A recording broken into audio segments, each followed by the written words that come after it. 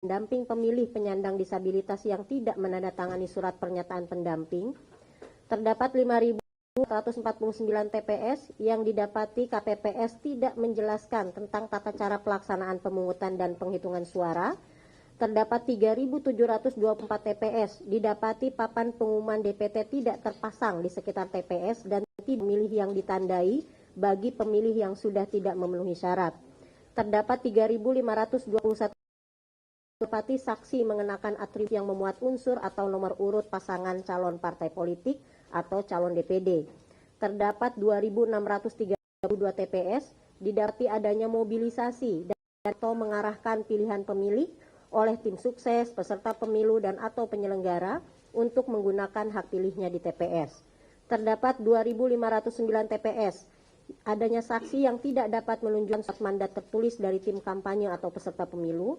Terdapat 2.413 TPS pemilih menggunakan hak pilihnya lebih dari satu kali, dan terdapat 2.271 TPS terjadi intimidasi kepada pemilih dan atau kepada penyelenggara pemilu di TPS. 6. Masalah pemungutan suara. Kalau tadi masalah pemungutan suara, sekarang 6 masalah penghitungan suara. Terdapat 11.233 TPS.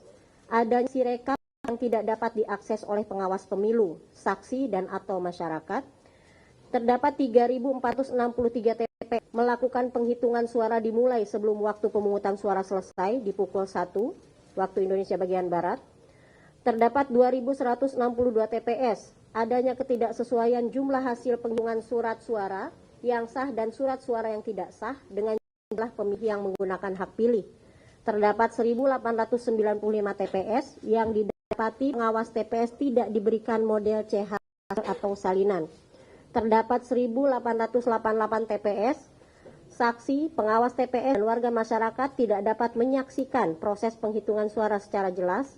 Terdapat 1.473 TPS intimidasi terhadap penyelenggara. Tindak lanjut, silakan Bang Puadi. Baik, dari semua yang disampaikan oleh Pak Bagja dan Bu Loli, ini ada tindak lanjut hasil pengawasan terhadap permasalahan pemungutan suara. Jajaran pengawas pemilu menyampaikan tindak lanjut, ada 4 hal ya, tindak lanjut hasil pengawasan. Pertama, menyampaikan saran kepada KPPS agar pemungutan suara dimulai sesuai waktu pada ketentuan, yaitu pukul 7, serta dapat diselesaikan sesuai dengan waktu yang telah ditentukan oleh peraturan perundang-undangan. Kemudian melengkapi perlengkapan berupa alat bantu disabilitas netra ya di TPS. Kemudian melengkapi adanya logistik pemungutan suara yang tidak lengkap sebelum dimulai pemungutan suara. Kemudian memastikan pendamping pemilih penyandang disabilitas agar menandatangani surat pernyataan pendamping. Jadi ada formulir model C pendamping KPU. Kemudian jelaskan pada pemilih tentang tata cara pelaksanaan pemungutan suara dan penghitungan suara. Dilanjutkan papan pengumuman DPT di dan menandai bagi pemilih yang sudah tidak memenuhi syarat, dan memastikan pemilih menggunakan hak pilihnya sesuai dengan kelurahan dalam KPL dengan memperhatikan nilai-nilai menjaga hak pilih. Kemudian yang kedua, menyampaikan saran kepada saksi agar tidak mengenakan atribut yang memuat unsur atau nomor urut pasangan calon atau partai politik, kemudian atau DPD, dan menunjukkan surat mandat tertulis dari tim kampanye atau peserta pemilu. Yang ketiga, menyampaikan saran kepada para pihak agar tidak melakukan tindakan yang mengarahkan pilihan pemilih dan tidak intimidasi kepada pemilih dan atau penyelenggara pemilu di TPS. Kemudian yang keempat, lakukan pemeriksaan dan pencatatan melalui menyampaikan kepada pemilu kecamatan untuk memeriksa dan mengkaji dugaan pelanggaran pemilu terhadap pemilih yang menggunakan hak pilih lebih dari satu kali, dan kemudian menghentikan sementara proses pemungutan suara menyampaikan kepada Panwas Kecamatan, kemudian pengawas pemilu kecamatan melalui pleno mengenai surat suara yang tertukar dalam rangka mengeluarkan rekomendasi untuk menyelamatkan suara pemilih.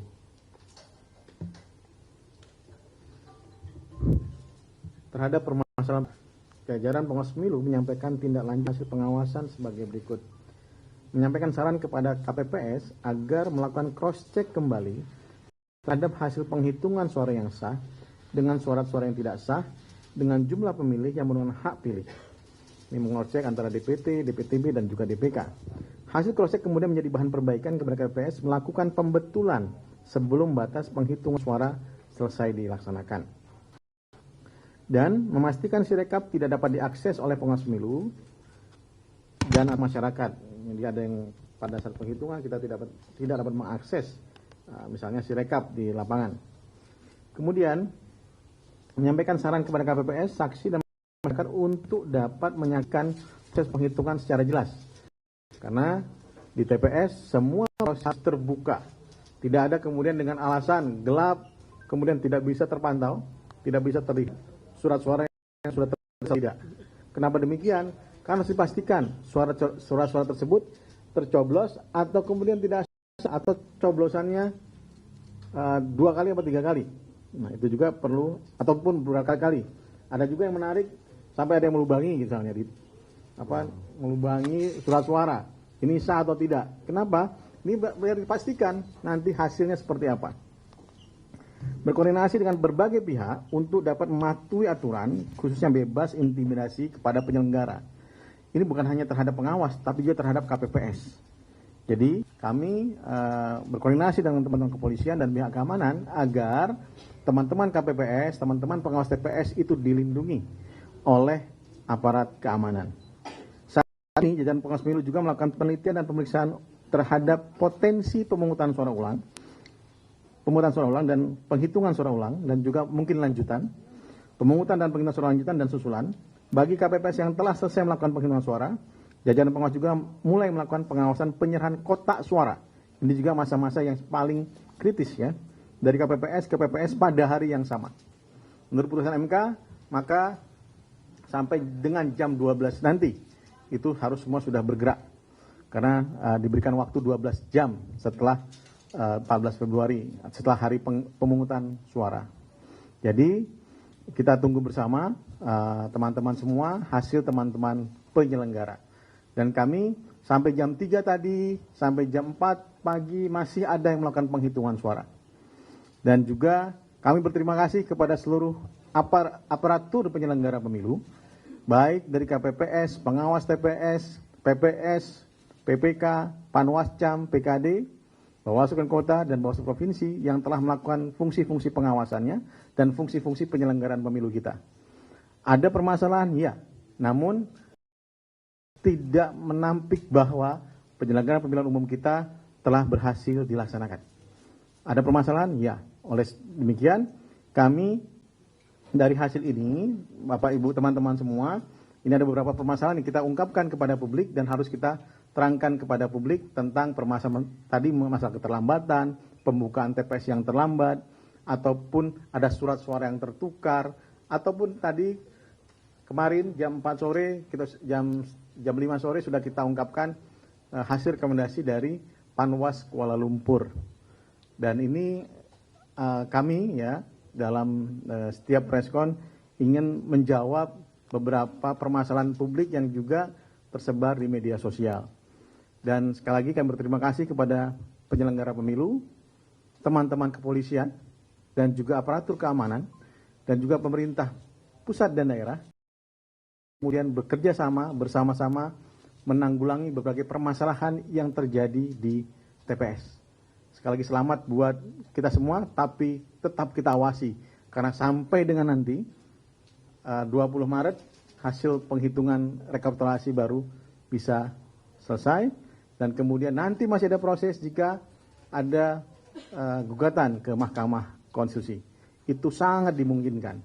Dengan demikian, karena proses undang-undang juga memberikan hal demikian, kita tunggu dan kami sampaikan kepada penyelenggara pemilu agar tetap melakukan tugasnya dengan baik, karena tugas kita belum selesai sampai dengan nanti pada akhir ataupun selesainya seluruh tahapan penyelenggaraan pemilu.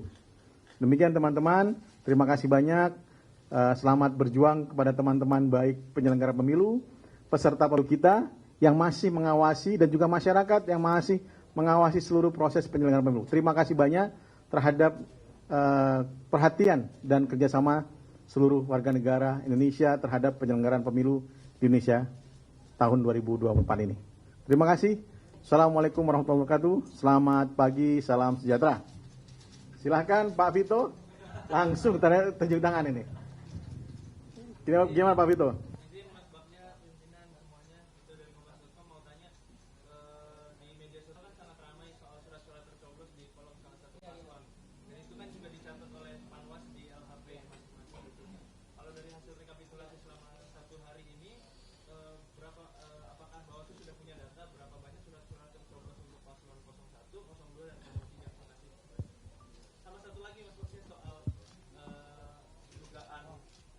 Sama satu lagi Mas Bagja soal banyak juga di Twitter beredar soal pembacaan sirekap yang tidak sesuai dengan hasil C1 yang dalam tanda kutip markup-nya sangat besar, misalnya 117 menjadi 617 dan itu banyak ditemui. Itu menjadi satu masalah dan objek pengawasan Bawaslu atau seperti apa, dan saran perbaikannya ke KPU gimana? Itu Mas Bagja, thank you.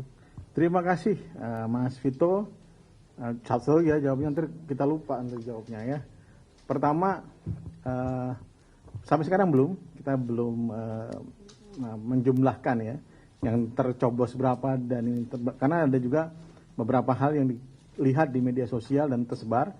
Untuk nyambung pertanyaan nomor 2, masalah sirekap misalnya, apakah kemudian ini masalah atau tidak? Bahkan ada bahkan ada sampai 800.000, 80.000. 80.000, ini data apa gitu kan, nggak mungkin juga. Tapi mungkin salah input atau juga pembacaannya juga bermasalah. Namun harus kami sampaikan bahwa sirekap adalah bukan penentu terhadap rekapitulasi. Penentunya tetap menurut Undang-Undang 7 tahun 2017 adalah manual rekapitulasi. Jadi bukan sirekap. Sirekap alat bantu.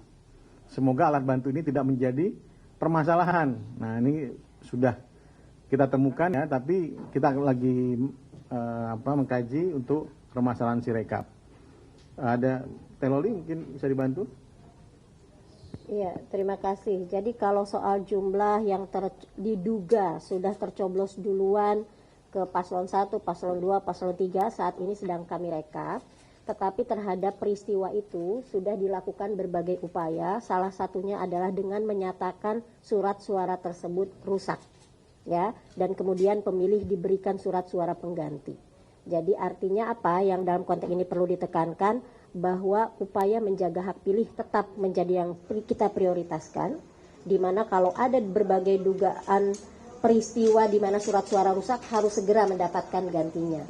Yang berikutnya perbedaan manual dan sirekap seperti tadi sudah disampaikan Pak Ketua. Dalam konteks ini memang Bawaslu sedang terus mencermati berbagai proses yang dilakukan. Kami mendapatkan informasi juga sampai hari ini sirekap masih dalam kondisi belum bisa diakses ya, karena sedang dalam perbaikan. Tetapi sekali lagi masyarakat harus memahami, publik harus mengetahui bahwa sirekap hanya alat bantu, yang otentik itu saat proses rekapitulasi secara manual berjenjang. Kita akan lalui proses itu dari hari ini 15 Februari sampai tanggal 20 Maret yang berjenjang sampai selesai. Jadi mari kita tunggu sama-sama. Wadi, Pak Herwin? Oh masih, tarik nafas dulu. Silakan. Artinya itu surat-surat tercoblos akan dilakukan penelusuran, itu kan sudah dianggap rusak untuk menjaga hak pilih. Tapi apakah Bawaslu akan melakukan penelusuran tindak pidana pemilunya di dugaan surat-surat tercoblos itu? Ya, dan itu sangat tergantung pertama dari waktu dalam melakukan penyelidikan dan penyidikan, dan juga mencari alat bukti yang ada. Karena kan itu harus ditarik ke belakang lah. Nah itu yang kemudian akan kita lakukan ya. tapi juga kemudian masyarakat tiba-tiba, oh ini nggak selesai ya, karena satu alat bukti yang kemudian tidak dapat ditemukan dan juga waktu yang sangat terbatas. Karena Undang-Undang Pemilu hanya memberikan waktu kepada kita 7+7 plus kemudian penyidikan 14 hari. Nah, disitulah waktu kami untuk mencari alat bukti beserta kalau kemudian sudah diregister oleh Bawaslu maka akan dilanjutkan ke penyidikan dan polisi pun hanya punya waktu 14 hari. Jadi itu akan sangat tergantung dengan hal tersebut. Karena waktunya sudah lampau dan dia harus dalam kaidah penyelidikan dan penyidikan tentu dia harus melihat berbagai hal yang berkembang pada sebelum waktu kejadian. Kan ditemukannya pada hari H misalnya pada 14 Februari. Sebelum itu pasti ada kejadiannya. Nah itu yang kemudian harus dilakukan oleh teman-teman. Tapi untuk tadi masih nyampang dengan Teh Loli, itu perbaikan terhadap kemurnian suara itu sudah dilakukan. Bahwa surat-surat ini dianggap rusak dan kemudian tetap dan sebelum dilanjutkan, maka kewajiban KPPS dan pengawas TPS adalah memeriksa kembali surat suara yang ada yang belum kemudian diberikan kepada pemilih. Ini untuk menjaga salah satunya jika terjadi hal yang demikian lagi. Demikian. Ada pertanyaan? Ya. Saya Nanda Pak dari kantor berita Reuters. Pertanyaan pertama, dibandingkan pemilu-pemilu sebelumnya berdasarkan temuan Bawaslu, apakah permasalahan atau kecurangan yang terjadi saat ini lebih baik atau lebih buruk, Pak? Yang kedua, sejauh ini apakah sudah ada atau belum adakah temuan kecurangan yang TSM, Pak, terstruktur, sistematif, dan masif? Terima kasih, Pak.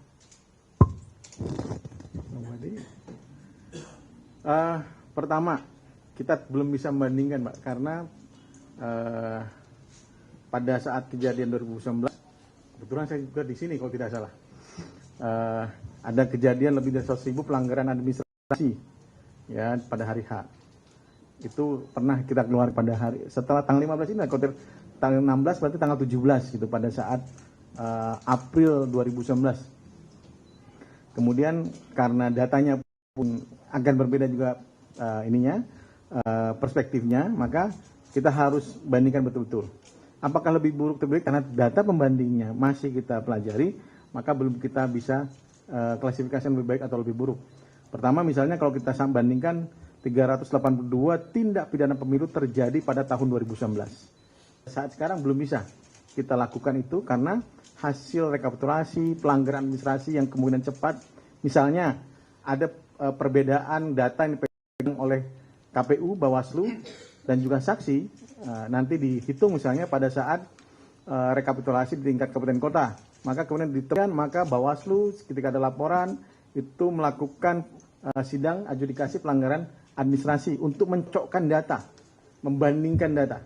Nah itu belum ada pada saat ini dan kita sekarang lagi menunggu rekomendasi dari Panwascam dan Bawaslu Kota dalam pemilihan pemungutan suara susulan ataupun lanjutan. Ya. Apa? Oke. Ada kriteria terhadap TSM, pelanggaran administrasi TSM, terstruktur, sistematis, dan masif. Dan itu harus terpenuhi 50%. Karena datanya belum cukup, maka hal itu juga belum bisa kami jawab. Ya.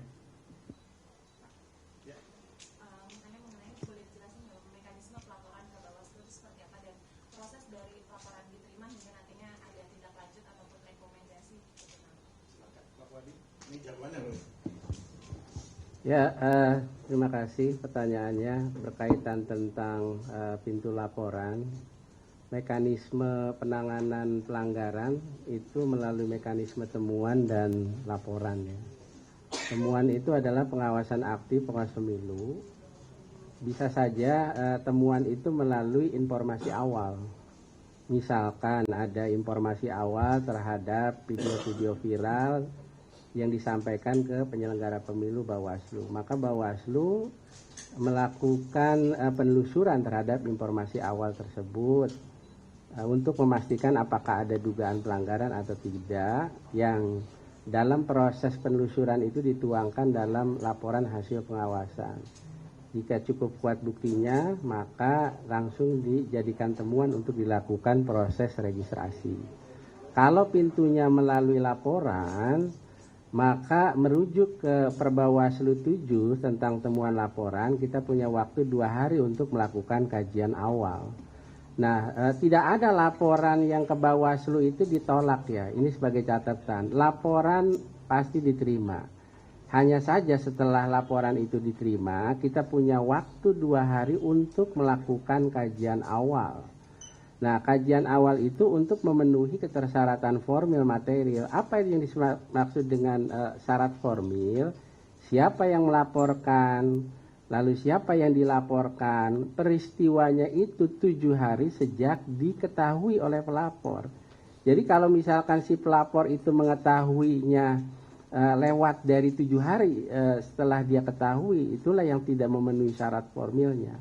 Kemudian syarat material berkaitan tentang uraian kejadian, kemudian bukti dan sebagainya. Nah, itulah yang kemudian materialnya juga dilakukan kajian terhadap analisis kasusnya, kasus posisinya seperti apa. Misalkan dia melaporkan kampanye di luar jadwal terhadap materialnya, tetapi ternyata peristiwa uraian kejadiannya itu dilakukan di luar masa kampanye yang kemudian tidak ada kaitannya dengan sebagaimana disampaikan terhadap ketentuan pasal yang kaitannya dengan kampanye di luar jadwal. Nah, ini permasalahannya adalah banyak laporan itu yang kemudian tidak memenuhi syarat formil tetapi tidak memenuhi syarat material, akhirnya laporan itu tidak diregistrasi. Nah, kalau misalkan laporan itu diregistrasi memenuhi syarat formil material, maka setelah itu diregistrasi dilakukan klarifikasi. Tadi disinggung oleh Pak Ketua, waktunya 7 hari, ketika dibutuhkan keterangan tambahan 7 hari. Hanya saja di Undang-Undang 7 itu ada, kita punya kelebihan sebagaimana diatur di ketentuan pasal 480 ayat 1. Kalau si pelapornya hadir, kemudian terlapornya diundang tidak hadir, kedua lagi diundang dia tidak hadir tapi cukup kuat bukti, maka kita mengenal istilah in absentia. Nah, dari situ 7+7 dilanjutkan ke kepolisian 14 hari penyidikan, lanjut ke kejaksaan 5 hari jaksa penuntut umum, lanjut ke pengadilan 7 hari. Demikian. Oke. Ya. Saya Rahel dari Kompas.com.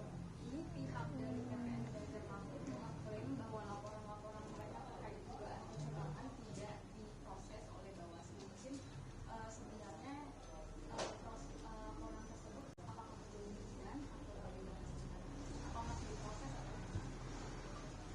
Oke. Tadi sudah disampaikan oleh Pak Puadi, kita punya semua diterima. Tapi untuk ditindaklanjuti lebih lanjut, maka pertama harus dikaji tadi syarat formil materialnya. Nah, jika kemudian kita menyampaikan status kepada teman-teman pelapor bahwa ada yang memenuhi, ada yang lanjut misalnya, atau ada yang perlu diperbaiki. Jadi tidak benar demikian. Kami pastikan tidak benar demikian. Jadi bisa tolongnya disampaikan kepada TPN, karena sudah ada status laporannya, sudah ada alasannya apa, ya tidak memenuhi syarat formil ataupun material. Itu yang bisa kami sampaikan untuk itu. Yang lanjut itu akan registrasi, kemudian setelah registrasi akan ditentukan apakah ini pidana, administrasi, ataupun pelanggaran hukum lainnya. Itu yang terjadi di Badan Pengawas Pemilu. Ya, ada lagi? Pak Korpres, silakan Pak Korpres. Koordinator Pres, yang baru nikah.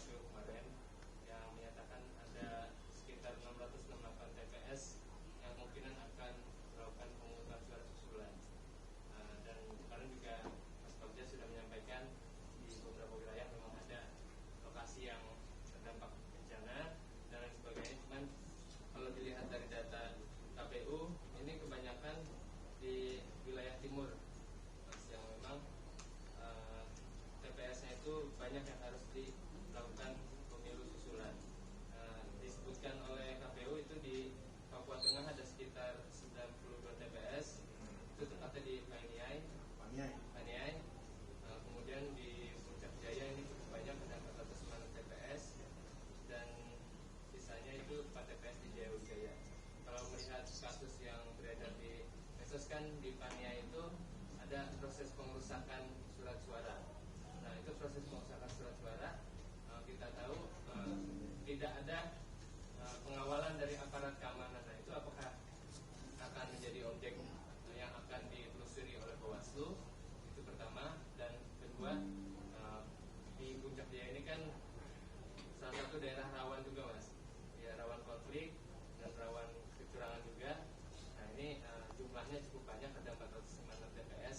Bagaimana Bawaslu bisa menjamin ketika pemungutan suara susulan ini nanti dilaksanakan, itu tidak akan terjadi hal-hal yang memang terindikasi ada dugaan pelanggaran di dalamnya.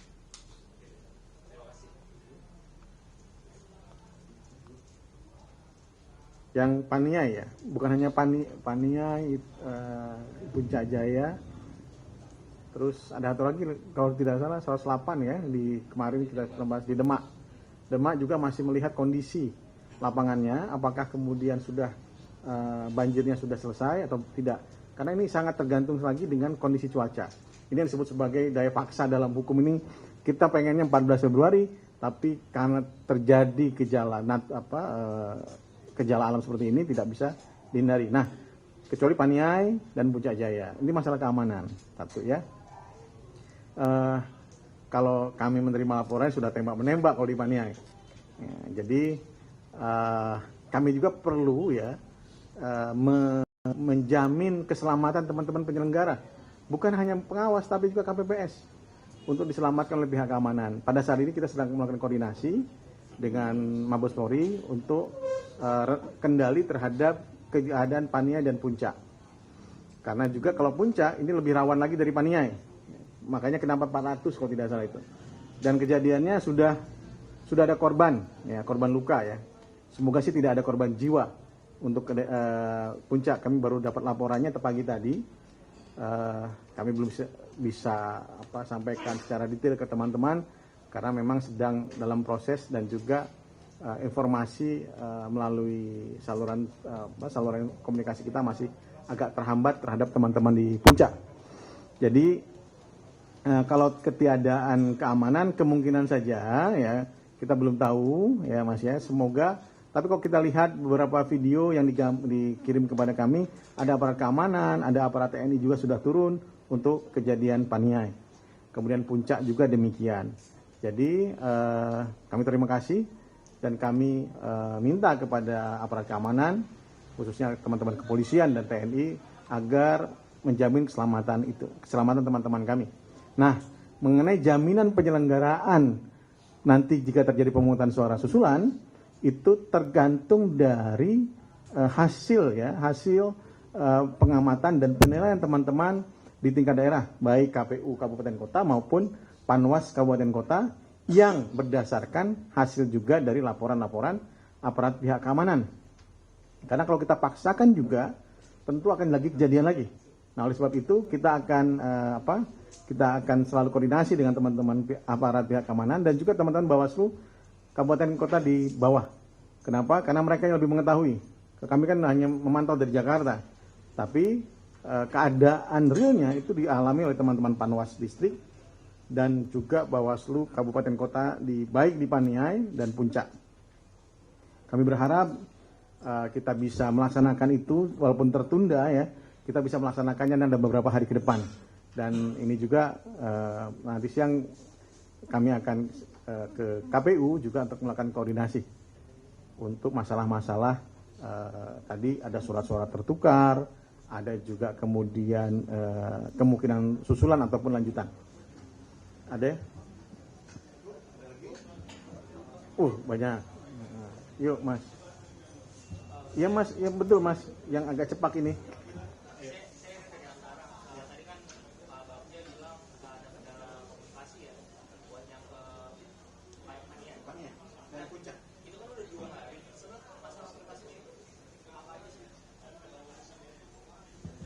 Sudah pernah ke Paniai? Nah, sudah pernah ke Puncak? Nah, pertama Puncak Jaya Mas. Kalau saya pernah ke Paniai, Dogiai dan Diai. Jadi kadang-kadang telepon kita ini terganggu Dan juga kalau menyampaikan itu ya hanya teman-teman yang punya kendala, yang punya telepon satelit dan kawan-kawan. Kita nggak punya. Satu, berarti aparat pihak keamanan. Laporannya pun banyak dari aparat pihak keamanan. Dari Bawaslu ada.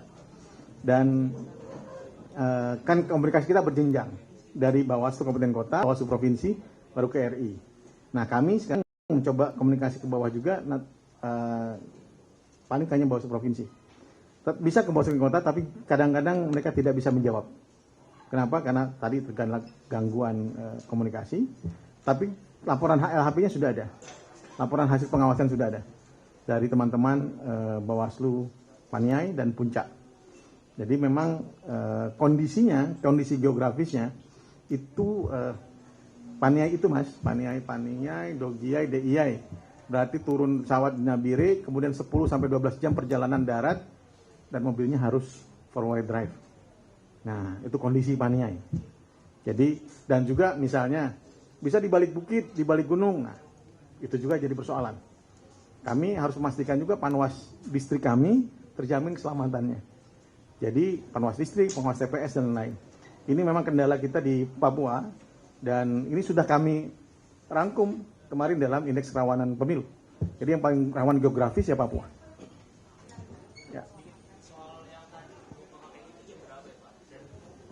Undangannya sih jam 2 insya Allah. Undangannya jam 2. Jadi kami bagi-bagi peran ini. Mungkin Pak Herwin, Pak Puadi sidang di sini ada pelanggaran administrasi. Jam 1 ini ya Bang ya? Oh ya? Oh ya, mengenai pelanggaran administrasi di Taipei jam 1. Dan juga pemeriksaan adjudikasi jam 3. Salah satu peserta pemilu. Ada lagi? Iya Mas. Saya Rahmat Mas. Iya. Dari